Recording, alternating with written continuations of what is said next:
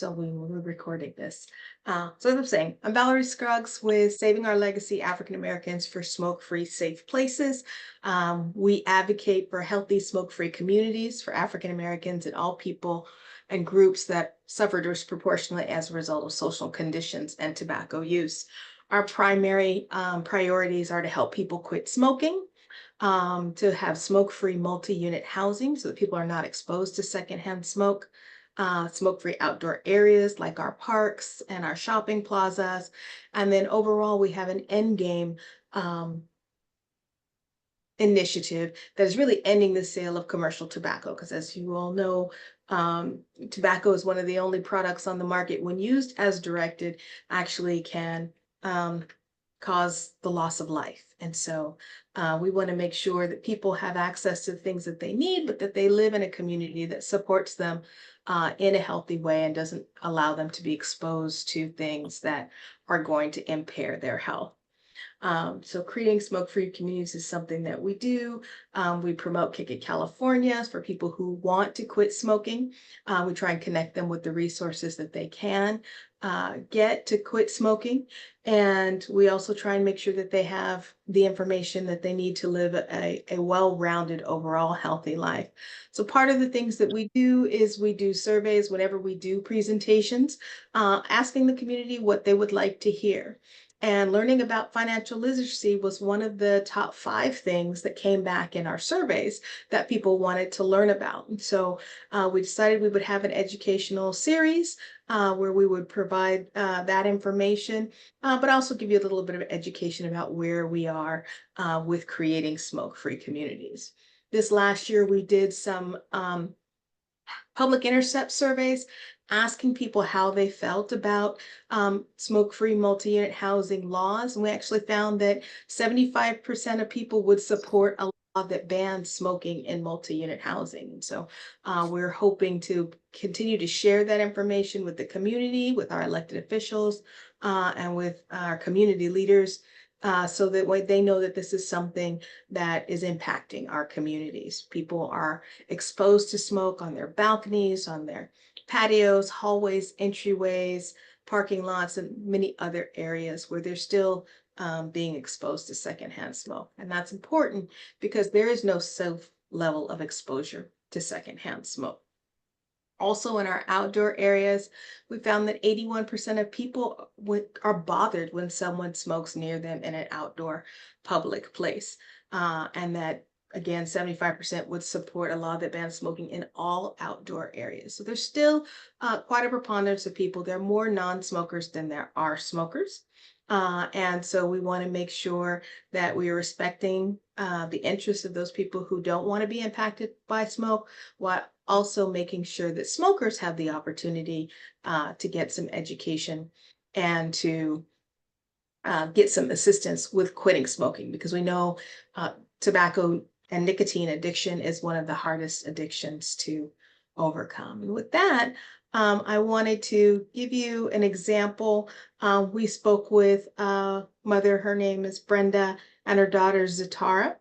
And they've shared their experiences with secondhand smoke in their housing units. And so I just wanted to give you a brief video of them sharing with you their stories. So give me a second. I'm going to pull that up.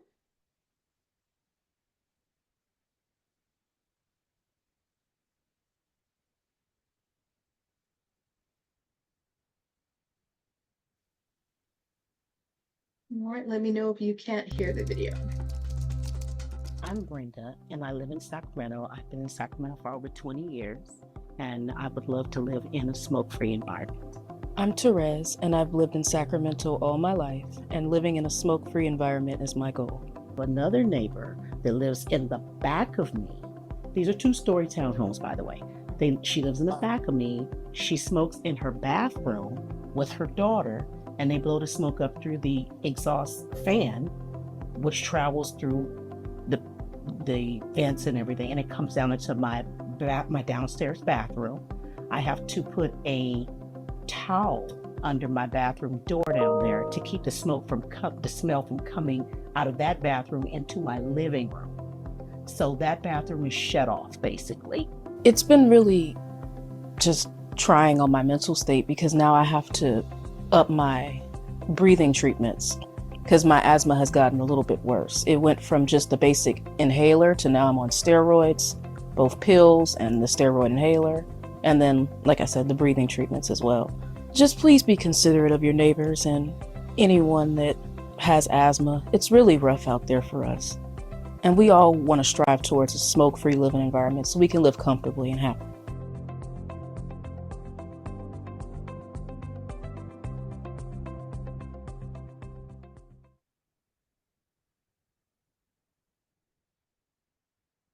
Mm.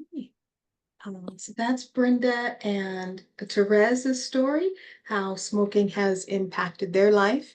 And being some having to move was one of the concerns that they would have if they were to move out of the current place that they're in. They may move to somewhere else, and they're not guaranteed to have a smoke-free environment there or be away from someone who smokes. Not to mention that would be very costly for them. One of the things that we know that is smoking is not cheap. It's expensive for the property owners to turn those apartments over, and it's also expensive for the people who are smoking themselves. Anybody want to guess how much a carton of cigarettes cost now if you get a 12 pack?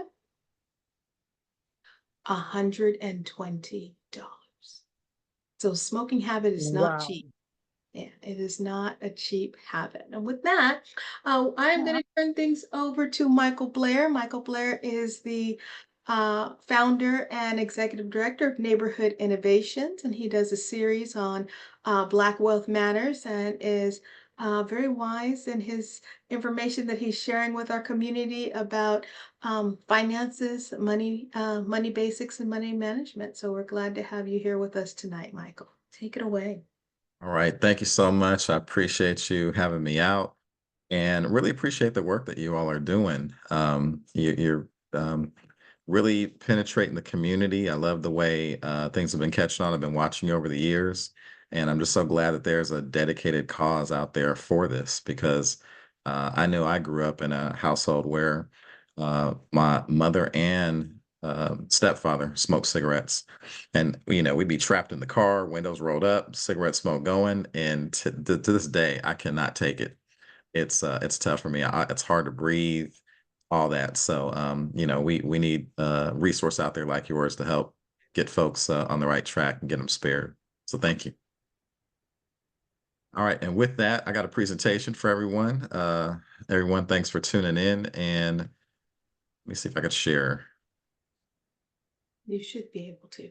Yeah, it's coming. So, all right, I'm going to blow this up a little bit, make sure you guys can get a good view of everything.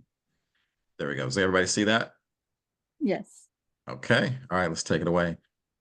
So, Neighborhood Innovation is our organization, and securing the money bag, legacy wealth building is what we focus on. And just to introduce you to, or introduce to folks that don't know me, Michael Blair, and people call me the community guy. And part of the reason for that is I try to wear a lot of different hats because I just like variety. So I do a lot of different things in the community. Of course, financial education is one of them, but I do some other things as well. Sac State graduate. So y'all out there with the stingers up, what's up? Sac State. And then Neighborhood Innovation. So I have two companies. One is a for-profit marketing and advertising. You might see me out there doing some things. And Plachette and I with Sac Culture Hub done a number of projects together. So we're out there doing good work there. And then also this nonprofit stuff. So Neighborhood Innovation Project. And there's an assortment of things down there. I won't go over them all, but as you see, the last thing on the list is financial literacy. And a lot of this came out of the community work that was going on and realizing that sometimes folks just need one or two tips or, different points to be able to open some doors and really get them on the track to just get in the game. A lot of people sit back and watch and they're not invested in anything and they just kind of watch the money roll by, and year after year they're saying should have invested in this last year, I should have got active. And that's what we're here for, really just to lay that foundation down, not to make you a billionaire overnight, not to, any kind of master's class necessarily. This is more of just fundamental investing, just to make you understand, to be able to make those first one, two, three steps to just get you in the game. So that's what we're focused on tonight. And this last bullet, I'm not a financial consultant. I'm just a brother trying to help out. That's it. So I've accumulated some knowledge over the years and done different investment groups and whatnot. So just want to share the information. So let's dig into it. These are basic things here, and a lot of folks cannot answer these basic life questions. I want to go over some of them. How much interest will you pay over the life of your car loan or home mortgage? A lot of folks don't know this, and a lot of people own cars and own homes, but they don't know the answer to this question. How much life insurance do you need to protect your family financially? You might know, but a lot of folks do not know. What age can you afford to retire? It's another thing folks just have not calculated out, but everybody wants to retire one day, but just haven't put in the work to find out what it's going to take. And then you see the rest of them on here. I won't call them all out, but again, these are just basic questions that folks should be able to answer. But we're going to talk about some of them and try to get you savvy to where you can answer these and start planning your financial life. Couple facts I want to throw out here. Let me move this stuff around on my screen. Excuse me. Okay. So 40% of Americans don't have enough money to cover a $400 emergency. Now, that's an alarming number because that's almost half of Americans. And you might be one of those Americans. And it's okay because, you're in a whole lot of company, but we have to take action steps to be able to change this. There's a lot of knowledge out there. We have to share it, get everybody in a better position. 43% of student loan borrowers are not making payments, so they continue to defer, not making their payments, but that debt doesn't go away. And I know President Biden made a lot of promises. Some were kept, some weren't. But nonetheless, if you sign on a dotted line, then it's your responsibility, and we got to take care of it in some way. 38% of households in America have credit card debt, and that's probably not surprising, but a lot of folks want to be debt free. So how do you get to be the other side of that percentage, right? And then this last one's probably the most alarming. 33% of American adults have zero retirement. Now, this is all downers, I understand, but it's what we have to face because we walk through life and don't pay attention to this kind of stuff. But this is the reality. And this is what's going to help motivate us to be able to make the changes that we need to make.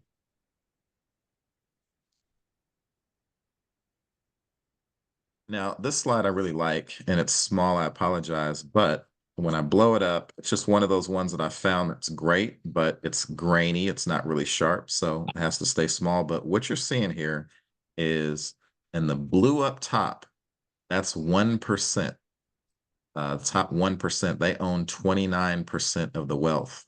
And then you see the bottom, the red, that's 50% of the people. They only own 6% of the wealth. So you see how lopsided this is. The wealthy, they're taking more. That number's probably increased because we see recently what's happened with the stock market and a lot of these billionaires becoming, I think Elon Musk overnight, like within a day or so, made an extra $20 billion. So we see these numbers changing and they're going in the wrong direction. That red is getting lower and that blue is getting bigger. We have to figure out a way to distribute this wealth and make sure that we can all share. And there are just some simple things, some simple tweaks we can do in life, and we're going to talk about some of those. I want to look at the wealth in America. And so this is wealth per household. And I want to make sure you understand what that means.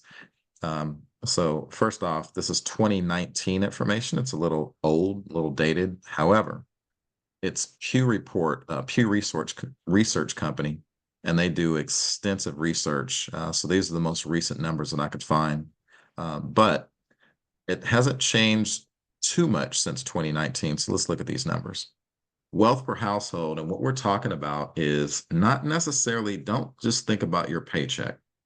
Think about everything you own, all of your assets. So if you own a boat, a car, if you own jewelry, add all that up. Then you look at your liabilities. So these are bills, things that you owe, and you subtract what you owe from your assets. And then what you come out is with your household wealth. So it doesn't matter how much your house is worth. If it's worth 100,000 or if it's worth 500,000, doesn't matter. You want to add that as an asset, but then you want to look at your liabilities, subtract those, and then you're going to come out with what the net is. Now, looking across all these nationalities, the average is about $121,000. So you took all your assets, you sold them all, and then you paid off all your liabilities, all your bills. What you would be left with is about $121,000. Now, that's a decent amount of money, right? You can get started with that. You're not broke. But let's look at the rest of these nationalities. So I'm asking for a little bit of interaction here. Question is, which of these nationalities do you think is above that average of $121,000? Which ones would you say? White. White? Okay, Asian. sounds like we got Asian. Okay. All right, let's take a look. Let's see what the highest one is. Get my clicker clicking. There we go. All right, whites, 188,000. So they beat the average, right? It's not surprising. Okay. They have figured out a way to make the system work for them. And we're happy about that. We're happy when folks figure out the system, right? We love white people. We love Hispanics, Blacks, Asian. We love them all. And we want to see everybody win. And there's enough to go around for everybody to win. Now, next, what do you think is the next highest? Asian. Asian? Okay, let's see. Oops. There we go. Yes, Asian, 139,000. Okay, you know where I'm going. What's next? Hispanic. Hispanic? Hispanic, that's it? Going once, going twice? All right. Yeah. So here's what I'm going to say. It doesn't even matter because look at this. Look at that disparity. Only 26,000? Wow. Yes. So if the average Black person around America sold off everything they had that was of value, paid all their bills, they'd be left with $26,000. Oh my Lord. And by the year 2053, it's estimated, if it stays on this trajectory, that Black people will be at $0. 2053 be at $0. Hispanics will be at $0 in 2073. That's the projection. Now, since we know how bad this is, and there's information out there, we have to take action. And we have to start off with our own households first, then help the next person. Because if we don't, we're just going to go in a downward trajectory. And when a race of people in general have zero wealth, they have to survive. So they're going to have to do some things that they probably shouldn't be doing just to survive. We can't let that happen, right? So what we have is a Black and brown wealth emergency. Now we see the numbers, but we all on this call know some poor white people as well, right? Because the middle class is shrinking. So you can throw whites in here if you want to as well. But we know that the Black and brown, it's looking really bad for us. Now, what are some of the reasons that this happens? What are some of the reasons we're in this situation? We could say it's the justice system. We can say it's, just the general America, the way it's run, lack of ownership, a number of different things. But part of it has to do with us and what we do with our money when we get it. We spend it on things that do not increase in value. We try to maintain lifestyles of folks and jump in lanes that we're not in, right? If you have a rapper and the rapper's making a ton of money per show, you should not look like that rapper, dress like that rapper, have what that rapper has if you're making minimum wage or something real mild as far as finances. You're not making the money they're making. You shouldn't walk in their shoes. But what we do is we try to emulate the next person. So we're living outside of our means, we're spending credit cards, we're doing all this kind of stuff to keep up with the next person. We have to make sure we don't do that, because the truth is a lot of these rappers don't have nearly the money that they pretend to have. And so now we're chasing a dream that's not even a reality for them. So we just have to be smarter with what we do. We have a lot of things against us, but we have to do our part, correct ourselves, and then we can, it's going to minimize our downfall in that trajectory that we talked about. So what we have to do is change our mindset. We have to focus on money and pay attention as if it's art. Now, with art, you study art, you get to know the flows of art, you're studying the brush strokes, the colors, what they mean to you. You get to understand it and respect it. We have to do that with money. We can't continue to disrespect our money and throw it away. We have to be in the mindset of, this is something I need to actually learn about. How does money work? What is the system that it works within? And how do I make it work for me? Instead of just getting it, going to the club, throwing it up in the air, spending it on things that aren't going to bring us any value back. This is the bag. That's where we want to get to. But to get there, we have to take steps. And sometimes it's the basic, fundamental, foundational steps. How do I plant this seed? What is good soil? How does that work? How does it come together? How do I grow it? So that's what we're focused on, the fundamentals. Now, let's first talk about stocks. And what is a stock? You hear the word stock and shares, and I want to clear that up because a lot of folks get confused with that. You can use them interchangeably, but the way it breaks down is this. If I have stock, I have ownership. So I have some stock in Microsoft, let's say. Okay, great. And somebody wants to impress you and they say, hey, I got stock in Microsoft. Fine. But then you say, you know what? How much of that do you own? How many shares do you have, right? They might say, oh, I only have 2 shares. Well, that's good. They're in the game, right? But it's different. Somebody has 2 shares versus somebody who has maybe 7,000 shares. So that person that has the 7,000 owns more of the company than the first person with just 2 shares. So you're basically just buying pieces of the company. That's the way it breaks down. Real quick, some history. Stock market has been around since 1602. That's when the first exchange happened. Now, in the 1600s, the 1700s, the 1800s, Black folks could not participate. They were illegal. It was not legal for them to participate. It wasn't until the 70s somewhere that they actually got to participate. So that is centuries of money being missed to where we could not build on the stock market. And other folks were able to, and that's how a lot of wealth got transferred that did get transferred to us. In 73, stock market went digital, so that made it a lot easier for folks to get involved. Then in 75, SEC had these super high fees to where really only the rich could participate. But once they dropped those fees, now, average person can get the market. So that opened the door. Let's take a look at some stocks. Now, what I have here is, stock prices, as you know, change by the minute. So you can see a stock at $5, and then all of a sudden, you look 2 seconds later and it's at $5.02, or it's at $7, or whatever it does. They fluctuate.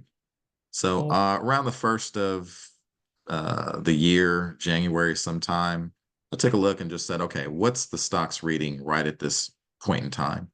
So around early January, Tesla was at $2, all the way down to Netflix at $12. And then I did the same thing just to compare. I said 2024, let me look, January, boom, what's at this point in time, what are the stocks? So for 1 share of Tesla, it was $2. For 1 share of Nike, it was $26, and so forth. So my question is, which of these stocks do you think went up in value? So they're worth more today than they were in 2012. What do you all think? All of them. All of Yeah, them went all up. of them. I'm All going to of say them? all. Hmm. Oh, okay. This is very depressing though, because we didn't buy any of these in 2012. Oh Yep. my God. Well, guess what? You're going to get even more depressed because check this out. Mm. Lord have mercy. We would Wow. just think we wouldn't be working for Soul. You'd be Mm, sole investors at that point, helping it grow. yeah. So, I'm going to pick on Mm, Tesla because, you had $2 in your pocket back in 2012, and you probably had a good $100 in your pocket, and you could have bought a lot of shares and made a lot of money, right? We all could have. Mhm. Um, but, let's look at this as far as profit. So you have your $2 that you invested. So you pull that $2 out, I'm and sorry, then you but have Michael, this your, is awful, awful research. that's funny. I'm I just know, I'm right? just thinking about Netflix and how we order those DVDs to come in the mail. I'm like, oh, Yeah, Right. And yeah, that instead of was also investing exactly. the in cost of one stock, right? I think it started at ah, $9.99. There you yeah, go. Yeah, Yeah. you've invested in these companies. You just didn't invest yeah, in the stock, unfortunately. How many yeah. Nike shoes have you bought for your kids and yourself? That Yeah. you could have said, "Hey, let me not buy any for a whole year and instead invest that money, and then you would have made some profit." Would have been able to buy everybody Jordans today, right? Mhm. Mm. But what the thing is, you look and it's never too late. You can always start where you start. You can always look in hindsight, but that's not going to do you any good. Instead, you say, "Hey, what's my motivation to start today? How do I do it? How do I move forward?" Now, these stocks did well, but tell me a company that did not do well from 2012 to 2024, a company that went down. Blockbuster. That's a good one. Give me another one. Probably PG&E. I think, let's see. I'm not sure on that one. It could have, but I'm going to give you this one because I just want everyone to understand. I don't sell dreams, and I don't say every stock that you invest in is going to go up because some do go down. So we could talk about the whys in just a minute. But this one, we all know J.C. Penney's Yeah. Mm, 42 Wow. bucks went down to $1. So Mm. whoever bought that stock, they lost a lot of money. It's the stock market is risky, as we've all heard, but there's risk and there's educated risks. There's a difference. When you're educated, you understand what the risks are, and then you can minimize the risks. And there's ways to make sure that you don't lose a lot of money. And we're going to get into that as well. Now, I want you to take a look. This is going to be a little intimidating for some, but I'm going to fly through it because what I want you to see is how difficult it can be, but then I'm going to show you a much easier way. But I want you to be able to just see this picture. So this is a technical stock selection. It's on the company Disney. And this is what a stockbroker might look at. They'll look at something like this and say, okay, let's do a profile on Disney. And we're going to look at things like the earnings per share, the pre-tax profit margin. We're going to look at um, a lot of data on the company. And then they might look at the projected rate for sales, earnings per share, price earnings ratio, all this kind of stuff, right? So a lot of things that are foreign to the average person. That's what they're looking at. Then they look at charts and they try to make a comparison on kind of where everything is. They crunch all those numbers, pull them together, and then decide, is it buy, hold, sell, and they come up with their calculation. So you can go this route, and some people are actually interested in digging this deep and learning this system. And I think it's a good thing if you want to. Most folks, this will intimidate them, and this is what's kept them out of the game. So I want to show you a way that you can do this, get similar results, but not be nearly as intimidating. And so we jump into our lane, which is these apps, right? These apps have come along to make it a lot easier for folks. And you recognize some of them down here, the Acorns, the Robinhoods, Weebles. Some of you probably have some of these easily. Now, these will allow you, I want to talk about fractional shares. Some of you know about it, but many folks don't, and it's unfortunate. But at one point in time, if there was a stock you wanted to buy, and let's say the share price was $238. You would have to wait until you scratched up $238 to even get in the game and begin. But today, on these apps, you can buy fractional shares. So let's say if that $238 stock you couldn't afford the whole thing, you can buy a fraction of the share. So you put $5 down and now you're an owner. It's not a full share, but it's a fraction of a share. So if that stock doubles in price, your $5 doubles in price. If that stock triples in price, your $5 triples in price. So basically, you'll be able to ride that wave on any percentage of the profit. So you're able to start getting the game, whereas one point in time you couldn't. And so this is an opportunity that's opened the doors for a lot of people. And it's been maybe, I'm going to say roughly about 15 years ago that this opportunity came up. And even today, a lot of us don't understand and don't know about it. So we just don't participate at all. But this could be the game changer.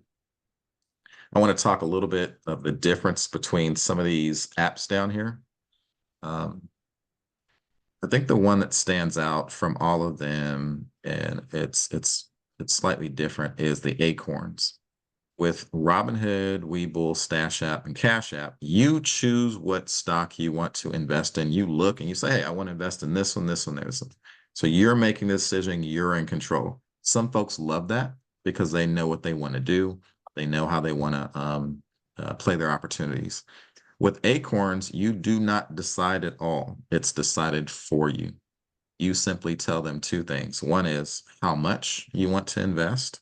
So is it $5? Is it $2,500? Whatever it is, you tell them how much you want to invest. You put it into the account.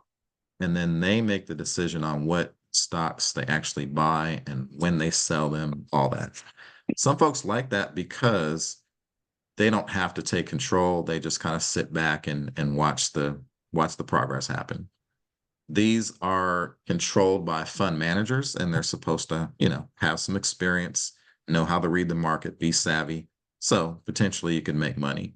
But of course, if they pick wrong, you won't make money. So it's just really up to you what direction you want to go. Some people like the flexibility, and some folks don't want it, and they want someone to make the decision for them. Either way can work, depends on what you want to do. Now, I did a simple experiment where I said, how can I, the average person make $1,000? And so I said, okay, start with $100 just into an account. And the average person can come up with $100, right? Some can't, but most can. And then I said, okay, $5 a week, because that's what a lot of people spend on just frivolous stuff. So start to add that up. And what happened is I just picked a bunch of different stocks. Didn't really matter which one. I was just kind of going for whatever I'd hear on TV or somebody would tell me about. I'd just go ahead and buy it, right? And I might spend $20 on it or spend $10 on it or just whatever, different amounts. Year one, 2019, I got 101% return. Now that's amazing because anything over like 8% or 8 to 10% is considered a very good return. I made 100%. Didn't have a stockbroker. This was just me. You hear about Apple, you hear about Microsoft, just these common companies. I didn't even do any deep research because again, I was just trying to see how the average person can get to $1,000. So 104% return. Year two was even better. 2020 was a great year. 344% return. That's like stockbrokers wish they were getting this kind of return. It's not that I was a genius. I honestly was just investing in just basic stuff. Every now and then it'd be this off company that somebody, hey, I know this company that no one knows about, so on and so forth. I might put $20 towards it just to see what would happen. So again, it was just an experiment. So overall, I ended up contributing $880 because that was my $100 in plus my $5 a week. And so I ended up making a profit of $3,000. And again, this was just me. Now I have a regular retirement account and, so that has most of my money in it. But again, this was just something basic. And I think it took me about 2.5 years to get to $1,000. And the reason why it didn't go as fast as it was supposed to is because I think it was something going on with the tariffs at the time, and that just really slowed things down. And there was another slowdown I can't remember, but it took me a while. But I finally got to that $1,000. And This is just something to give you some encouragement to say it's not going to happen the same for every person. You might not get this 104% return, but if you get in the game and make, some small investments, don't take your mortgage money, don't take your kids' college tuition money, use something that you can just kind of play with.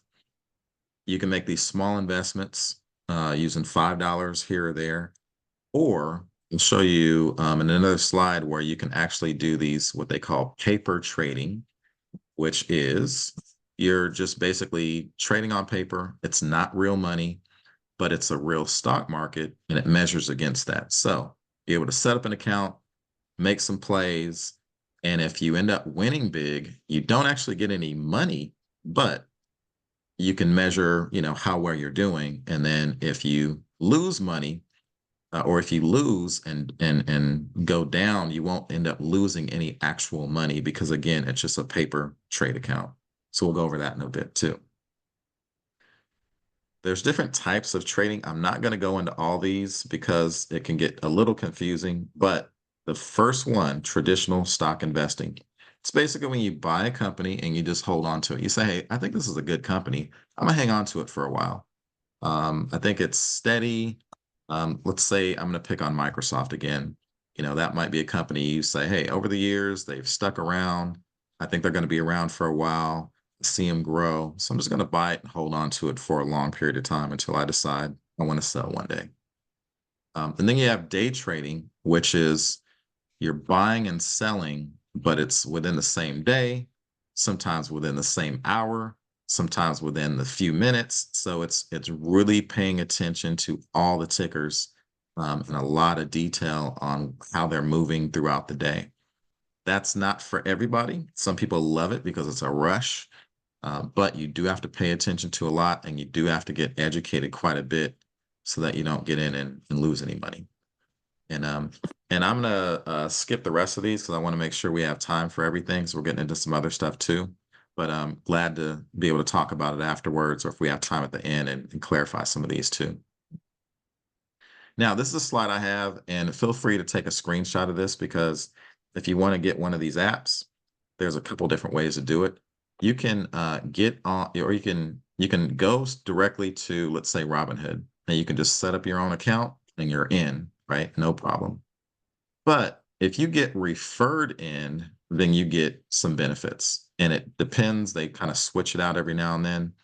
So for instance, if you go in with our link, our referral link, we won't be able to see your account whatsoever. We won't be able to touch it, but it'll show that you're referred by us. So as a nonprofit, we're going to get a free stock and that helps us. And then you're going to get a free stock as well, just simply because you were referred in.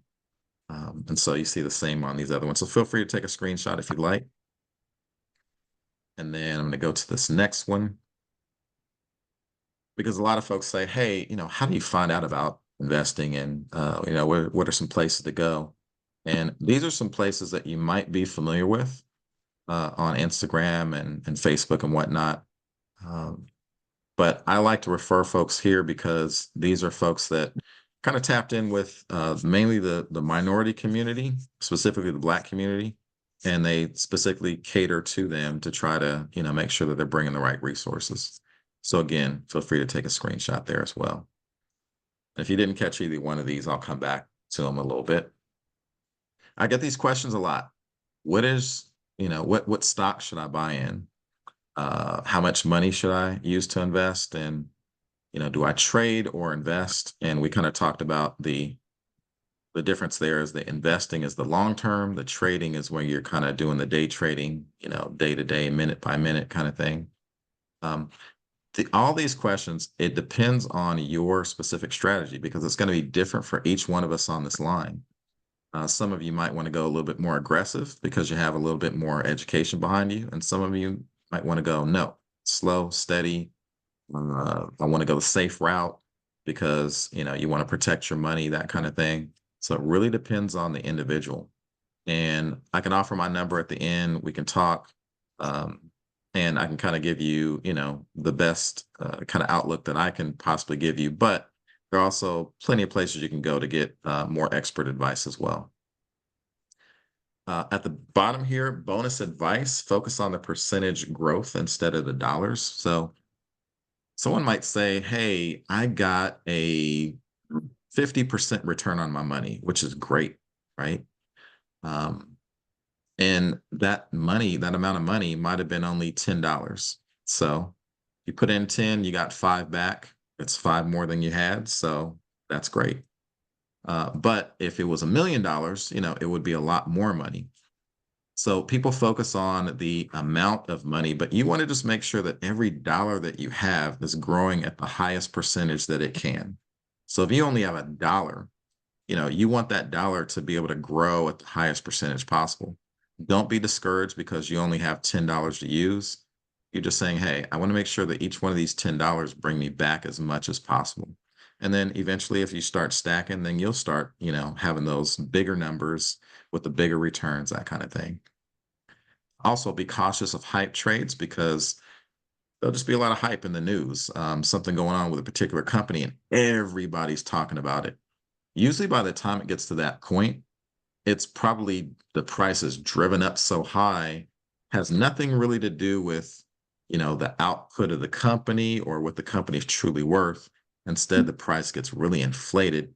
Everybody's buying it. And then the correction comes and then all of a sudden, price goes down and folks end up losing money. So just be careful when you see those, what I call hype trades. I'm gonna pause here, just to see if there's any quick questions before I go on. Questions, anybody? That wasn't a question, but I was just thinking, would you consider like Tesla being a hype trade because it went up after the election? Is that what Mm. you would call a I hype think trade? Tesla, it's so hard to say because Tesla's kind of the somewhat of an exception to the rule because of this. They're doing so much more than EVs now. I mean, they're coming out with everything. So I see a tremendous amount of growth. And I'm hearing that Elon Musk is sitting right next to the president-elect. And so he's going to get everything that he wants. And so as his company grows, he's going to be able to dictate a whole lot of the industry and what's going to happen with it. So, I would say it is a hype one to a degree, but it might live up to the hype, right? Because Mhm. they're doing robots, they're doing I'm sorry, tunnels. They're doing cell phones. I mean, so much is coming for Tesla. So I think they're gonna continue to grow. And actually, I'll show you the Tesla that I purchased. We talked about the 8 to 10% being a good growth for an investment, right? My Tesla has produced about 1,000% return, which is crazy. I know it's crazy, but it's been about 1,000% return. I bought it a while ago. I didn't buy when it was $2. I wish I would have, right? Um, I think Will I Am purchased $80,000 worth of Tesla before Elon Musk took it over. So it was probably dirt cheap at that time. I don't even know how much, but he says he has not sold anything and he still has all of his Tesla shares. So Will I Am from what group is he from again? Black Eyed Peas. Black Yeah. Eyed Peas, yes. So Mhm. Will Wow. I Am's doing great. So Mhm. Tesla's made some millionaires. So Mhm. again, I think that's just kind of one of those exception type companies. Let's see. Let me move on. Keywords to remember: stocks versus shares, right? Interchangeable, but you kind of know the difference now. Fractional shares, remember that. Investing versus trading. We didn't get into ETFs and mutual funds. I'll come back to that if we have time at the end. Now I want Oh, to I get had a into question, Michael yes, Blair, yes. about MicroStrategy. Would you consider that one? Micro strategy. Yeah, That MicroStrategy is kind of connected to the Bitcoin hype. uh, I'll have to say this. I'm not well versed in everything crypto, so that's one I haven't heard of. So I don't know the answer to that. Okay. Yeah, yeah, wish I knew. I know Bitcoin, that's kind of the one that everybody knows. That went up quite a bit recently. Um, so, if it trails that at all, then I would say yeah. All right, credit. We're going to go through this one. I'm going to take a little less time with this one because it's a bigger piece that I teach on an individual class. But tonight, since we're kind of doing an all around, I'm just giving you some surface stuff to kind of, get your interest, and then we can and kind of point you in where we can take a bit longer with more dedicated classes later. So work your credit. Don't let your credit work you. Remember that. That is so important because people let these credit cards work them and then they get in debt, and it's a bad thing. And it's so hard to get out of debt. You'll be paying your minimum payments forever and you end up paying 2 and 3 times what you actually borrowed. It's just not a good system. Now, you've seen this chart before, I'm sure, but real brief just to break it down. Exceptional is where we all want to be, right? Want to be in that 800 to 850 credit score. We don't want to be in that very poor. And, wherever you fall in between that is great, but, it can be done. There's just a few things you have to do to focus. And these are those things. So payment history. If you pay your credit cards on time, that's 35% of how this whole thing is measured. So if you do that, that's the main thing to do. Never miss that payment date, right? And that way it's going to help you increase that credit score. The amounts owed is they look at that as 30% of how they figure this out and how they calculate. So if you have a little bit on your credit card, it's much better than having a lot on your credit card and maxing out and all that kind of thing, because that will hurt you the more credit that you have on there. And then this 15% length of credit history. So if you have that credit card that you got when you were a teenager, keep it open. Do not close it, because they look at that and say, hey, this person has had credit for a long time. They've managed it. And they look at your history of how you've managed it. And if you've managed it well, they say this is a person that can be trusted because they've been trusted for a long period of time with this credit. And then you have the 210s up there. We'll go with the new credit first. How many new credit cards are you opening up? Are you just opening up left and right? Every time you go to a counter to pay for something, they're saying, hey, if you get a credit card with us, you get $5 off. You're like, yeah, give it to me. You keep on racking up all these new credit cards. Then they start to look at you and say, you know what? They're doing a little bit too much. We don't really trust them. They're not stable. They're willing, they might go and just charge on all these cards at one time. So you want to make sure that you can do that and take advantage of those programs, but don't do it too often. I just And want then to lastly, jump in, Michael, and say yes, that really irritates me when you go to a store and they always say you can get 10%, 20%, and they want you to open up a credit card. One time I scolded the person. I'm like, do you know what you're doing to people by offering mm, them this credit card? You are ruining their credit. I wish there was some kind of law or something where you have to be informed by these companies. I'll go to Marshall's or whatever store it is. Usually those are the stores I go to, like Marshalls and Home Goods, and they always want to give me a discount. But I feel like we get involved in that and we don't even know what it's doing. pay attention to that discount that hooks us in. Yeah, But a lot yeah. of those employees, they're told, hey, if you don't Mm-hmm. sell X amount of new credit cards, you can't work here Mm-hmm. anymore. So they I really have to know. push that a lot of times. So it's unfortunate. But yeah, Yeah, definitely that's why I'm something to like, look out for. I wish there was uh, some kind of disclosure. I don't know if it'd be a law that these companies would have to tell people Yeah. how it So affects their credit. a lot of Hmm. money involved in it. So Yeah, it would have to be a big push to get a law like that. But I definitely yeah. understand. You want to protect the consumer, and they're not always Hmm. protected for sure. This last 10 is credit mix, and that just has to do with what does the mix look like? Do you have all department store credit cards and that's it?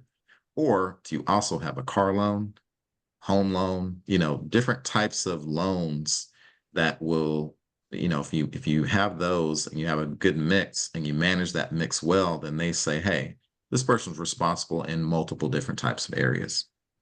So that is the calculation. If you pay attention to all those points, you're going to do well. Now, this next slide is the same exact thing I just showed you, but just a different visual that might be helpful, but same percentages and same explanation. And then this is just it in word form. Everybody learns and learns different from different visuals, but basically the same thing right there. Now, I want to show you the difference of this is an interest rate loan calculator, and this was back in 2023. So rates are different now, but it's still the same concept. So if you look at the left upper, step one, 30-year fixed in California, home price being 440,000.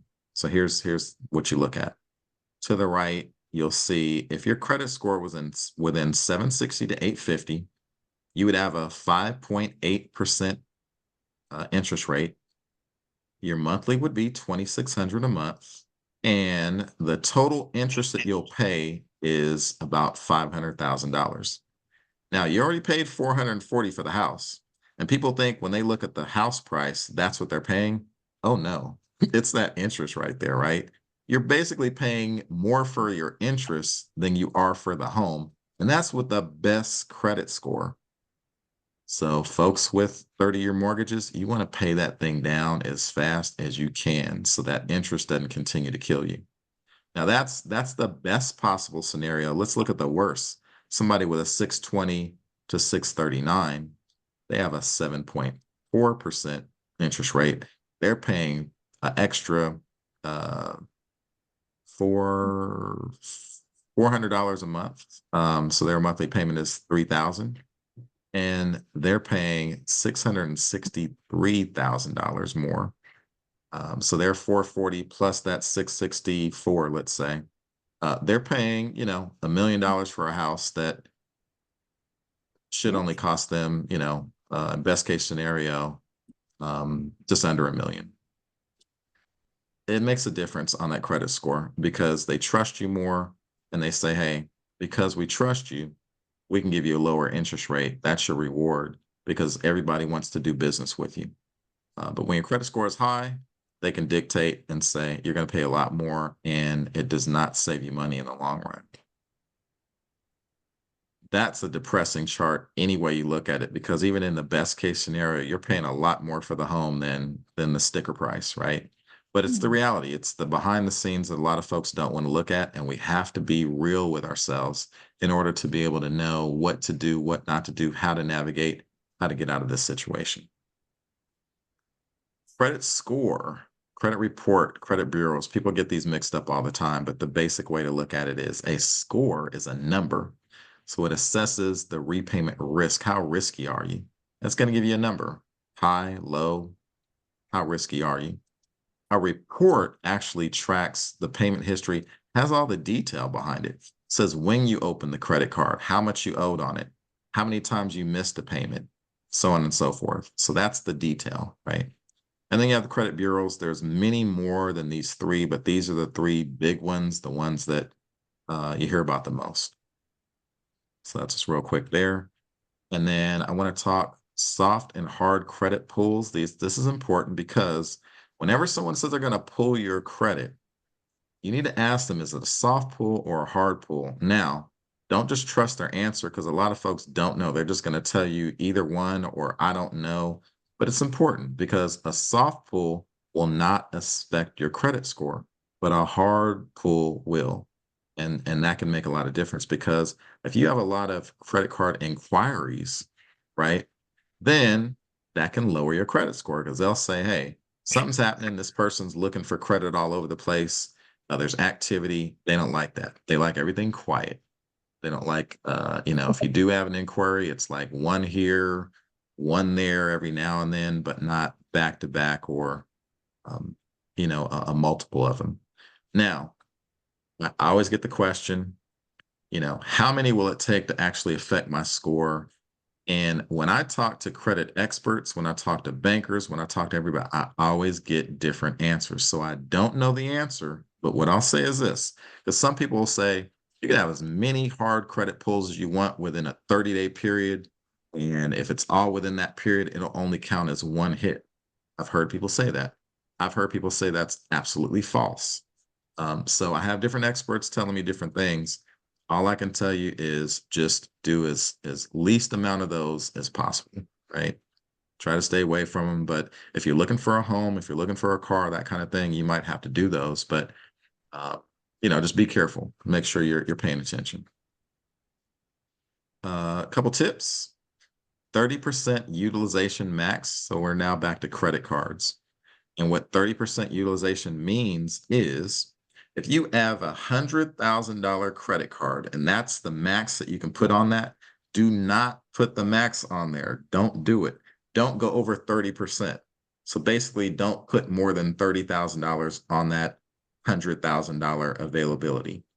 Because once you go over 30%, it starts to affect your credit negatively. You want to stay under 30%, maybe even like 10%. I know it sounds crazy, like they've given you 100,000, so why can't you use it? And why do you get penalized if you use it? Because that's the way the game works, and they don't tell you that. So you want to make sure that you stay under 30% of your utilization. Don't let your account close due to inactivity. So if you've had a card, like I said, since high school, every year, every 2 years, just buy something, buy a notebook, buy, it could be anything, buy go to the grocery store, just buy something. You don't want it to close, because after about a year, probably like 2 years, they'll say, hey, you haven't been doing anything on this account. They'll usually send you a letter, let you know, we're going to close it if you don't use it. Once you close it, then one, you lose that history that was helping you out. And then two, it could bring your credit score down. So you don't want to do that. This returns don't help your score. And so a lot of people will think, oh, okay, so what I'm going to do, I'm going to go to the store, buy a bunch of stuff, then I'm going to take it back and return it. And that's going to, build my credit score. No, it does not. It just says, hey, you return the exact amount that you borrowed. So therefore, it's counted as just zero, like no count. So don't waste your time trying to do that. Instead, you have to, buy something, and then you can pay it off at the end of the month. But if you return it, it just counts as zero. And then the last one in 5 consumers, that's 40 million Americans, have at least one error on their credit report. And this is the Federal Trade Commission saying this. So pay attention to your credit report. I won't get deep into credit reports right now, but these are some of the places you can get your credit scores and reports from.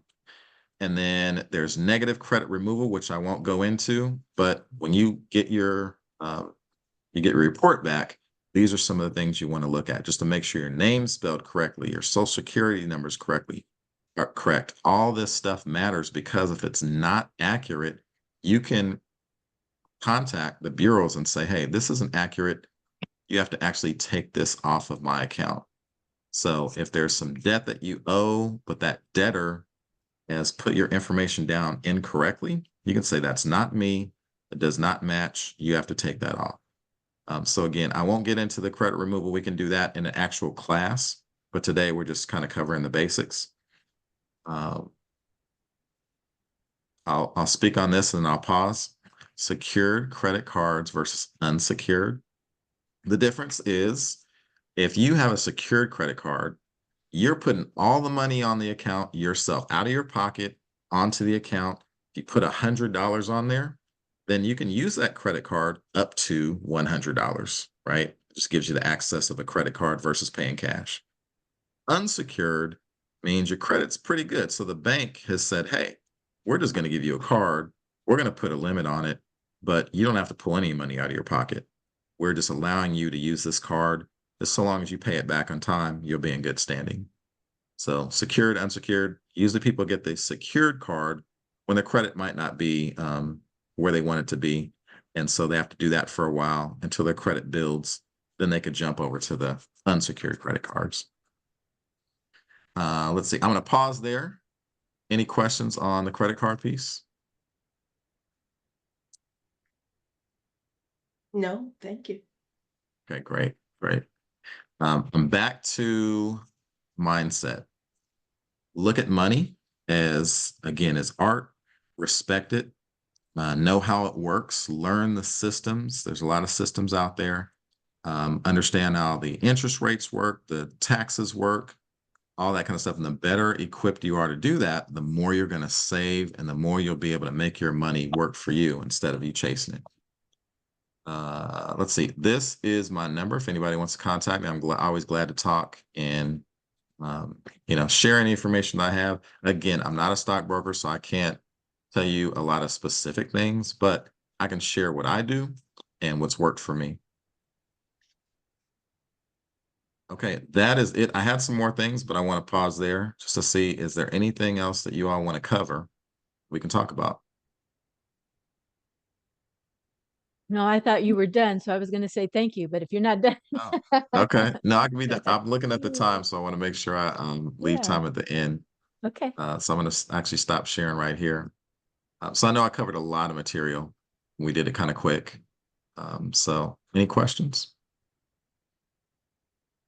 I didn't have any. I think it was great. You gave us a lot to think about, particularly those charts where if we had invested just 12 years ago, we'd all be a lot further along than we are right now. Oh, yeah, we'd be excited. Yeah, I Absolutely. thought it was an Absolutely. excellent presentation. I especially like the overview of building your credit score and how you broke that down. And especially as I agree with Val about, you know, the easiest way to understand stocks was giving us that the value of stocks and how it grows over time is that small little chart of those four stocks, Tesla and the other stocks. It's kind of thing where, you can sit back and you see it's 2012. So many of us were, somewhat savvy, somewhat aware back then, but not aware enough or not feeling educated enough to take the risk. Right. Mhm. And so we have to start off with that education. It's sharing like this, being able to dig deeper and sharing with our communities so that you can start off small and just kind of work your way up until you build that confidence, because it's important now that there are doors open and there's access, we have to take advantage of it. It's not one of those things where, you study it and you have to pull the trigger at some point, right? But you have to figure out what trigger is going to be comfortable for you. And sometimes you have to step out of your comfort zone. But again, it's all in you managing that risk. One thing that we didn't cover that I'll say is, for instance, in the stock market, when you set up your account, there's ways to make sure that you don't lose money. As we saw in JC Penney's, there was that major loss, right? What you can do is this. On your accounts, there's something called a stop loss.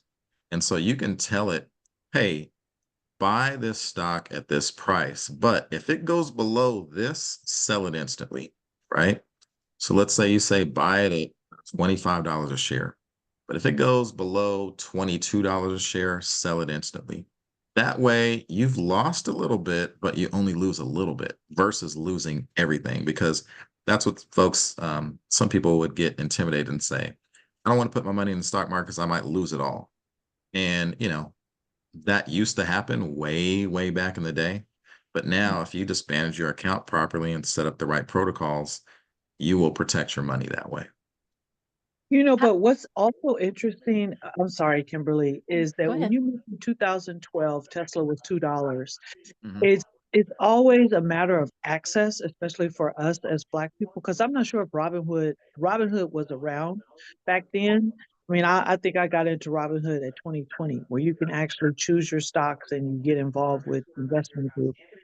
But in 2012, I think I was probably working at UC Davis or little part-time jobs where, you know, your fund stocks are managed by a 401k.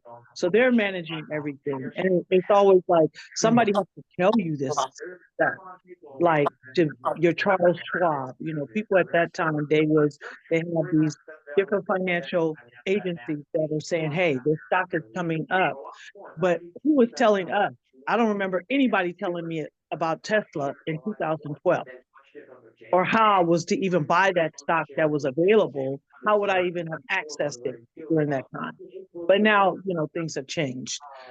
But Yeah, that's a and very at one point in time, you needed a stockbroker just to even participate. So, and they took a commission, right? So now you're going to lose some money because you have to pay them. And when a company is that young and they're talking electric vehicles, no one really knew if electric vehicles were going to take off and what direction it was going to go. So it was a huge risk back then. But some folks took the risk and some people saw the potential in the future. But things can change because even if it looks like we're going in a certain direction, for instance, like in the Biden administration, we're absolutely going EV. But when you talk about climate control and all that, the incoming president doesn't really believe in that. So we might be shifting away from EVs now, or not putting as much of an investment into them. So I think there's a tax incentive that a lot of folks were getting, like $7,500 off if you Mhm. buy an electric vehicle. I hear that's going to go away with this new administration.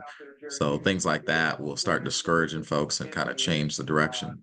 But the folks that took that risk and saw the future and Tesla early and companies like that, they really benefited. But Yeah, I yeah, think we as a people are rather risk averse. We're like, say it well, again. I think as a people, a lot of us are very risk averse. They're afraid that if they put their $10 in there Yeah. and they lose it, Mhm. then that's $10 they don't have. And when they got to go buy, you know, 2 loaves of bread and some whatever, they're thinking, dang, I should have had that $10 I just lost. And so Mhm. it Right. wrecks their ability to say, okay, well, I'm gonna risk it just in case. I know my son told me when Bitcoin came out, he said, Mom, just put $1,000 on it. Just put 1,000. And I was like, that's $1,000 I might look. And now, So, I did when Same. Cash App came out, if you bought Mhm. something, they gave you some Bitcoin. And so I never put a dime in, but it's grown from what they gave me. So I look at that every time and I go, dang, if I had put that Mhm. $1,000 in there, I'd been Mhm. sitting ready. But yeah, in hindsight, it's so easy because you're like, hey, I could have done this and it would have got me yeah, here. So it's easy to look at that, but we have to just say, hey, let's be as wise as we can right now, press forward and see if we can participate at right, some level just to get started, because that's what it's about, just kind of getting started and figuring it out and getting your good resources together and growing. right. Michael, I have a question for you. For someone Yes. just getting into buying stocks on their own, how often do you recommend they review their stocks? Like, Yeah, so I would I think I say, would be obsessed. I think because I haven't bought individual stocks. It's like I have a retirement and, it's managed in that fund. But if I were to buy stock, how often should I be looking at it and reviewing it? sure, Daily. I think we should pay attention, definitely on a daily basis, but it's going to depend on you and how much patience you have. Because, for instance, if you're looking at it every day and it's going down, now you're worried, you're on pins and Mhm. needles, you can't enjoy Mhm. your day because you're like, oh my goodness. So, you're watching it as it's moving. But a lot of times, if you keep up with what's going on and the why to it, right? Because yeah, it's going down, but the reason it's going down is because they're putting a lot more money into research and development because they're coming out with these new products, that kind of thing. So you say, okay, I understand why it's going down. So therefore, I'm going to stick with it because I see the potential that's coming out of the why, what they're doing, right? So that can make you feel a little better. There are folks that say, hey, I'm in it for the long term, so it doesn't really matter what happens to it. I know it's going to go up and down.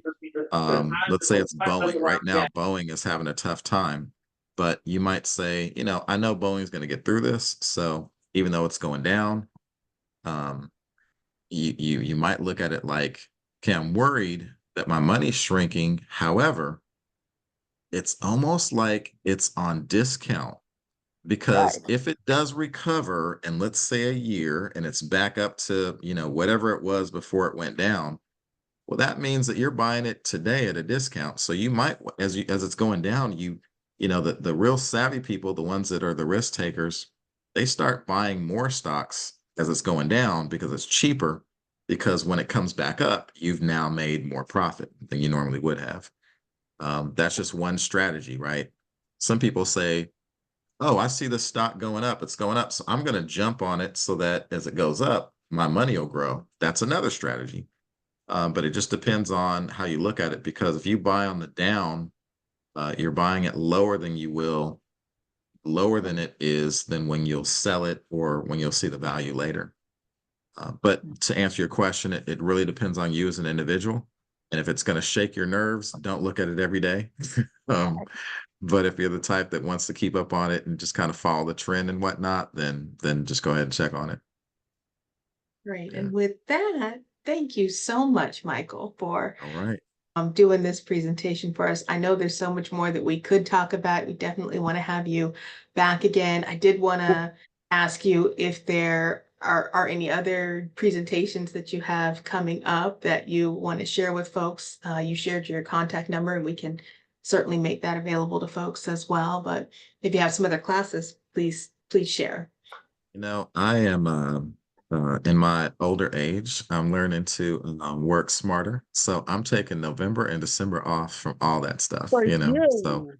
yeah, exactly. So I'm enjoying the holiday time, and then come January, we'll get something Yes. going again. So I'll let you know when that schedule comes out for sure. Sounds wonderful. Absolutely. Thank you so much, everyone who was able to attend with us this evening. We have one last presentation in our our series. And so that's going to be this coming Thursday. We will be doing how to manage stress for better mental health with speaker Letitia Jackson. It's again from 6 to 7 on Thursday evening. As always, we want to connect anyone if you know someone who's smoking, especially as we're getting ready for the holidays, and we will see some of those family members that may have this as a habit. Just having it in your back pocket if they express an interest in wanting to quit, or you want to share that quitting is healthy for them. We'd love to connect them with Kick It California, and that's kickitcalifornia.org, that they can go on and they can get coaching. That can be texting, can be an app, it can be personal phone calls, but we just want them to know that support is available. I also put in the chat, and I'm sharing here as well, our QR code. If you would complete our evaluations survey, we'll also send that out to you via email if you're not able to do it at this time. And lastly, I just want to say thank you again. We appreciate you for sharing your time. Thank you, Michael, so much. Thank you very much. I learned Great. every time you speak. Yes. Great. That was Thank you. Definitely appreciate it. Thanks for what you do. All All right. right. Have a Good good night, evening. everyone. Thank you. Bye-bye. You you. too. Bye-bye. All right, bye.